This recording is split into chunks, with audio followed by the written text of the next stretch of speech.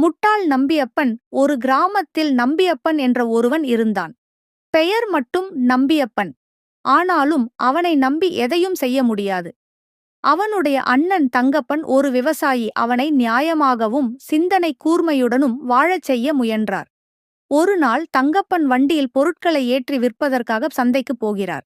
தம்பி நம்பியப்பனிடம், நான் வண்டியை ஓட்டிச் செல்வேன், நீ அப்படியே பின்புறம் நடந்து பொருட்கள் கீழே விழுகிறதா என்று பார்த்து கொண்டே வா என்று கூறினார்.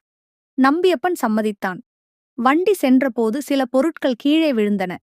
ஆனால் அவன் எடுத்துப் போடவில்லை, பார்த்து கொண்டே வருகிறான். தங்கப்பன் கேட்டபோது, நீங்க பொருட்கள் விழுந்தால் பார்த்து கொண்டுதானே வர சொன்னீங்க, எடுத்துப் போடச் சொல்லலையே என்றான் நம்பியப்பன்.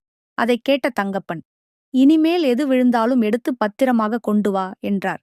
சிறிது நேரத்தில் நம்பியப்பன் திடீரென ஒரு பொட்டலத்துடன் ஓடி வந்தான். அதில் மாடு போட்ட சாணம் இருந்தது. அண்ணே, நீங்கள் சொன்ன மாதிரி கீழே விழுந்ததை எடுத்து பத்திரமாக வைத்தேன் என்றான் அவன் பெருமையாக. தங்கப்பன் தலைப்பிடித்து, நம்பியப்பா, உன்னை திருத்த நினைத்த நான்தானப்பா உண்மையான முட்டாள் என்று வருந்தினார். விவேகமில்லாதவர்களுக்கு சொன்ன அறிவுரை பலன் அளிக்காது. புரிந்துணராமை பெரிய முட்டாள்தனம்.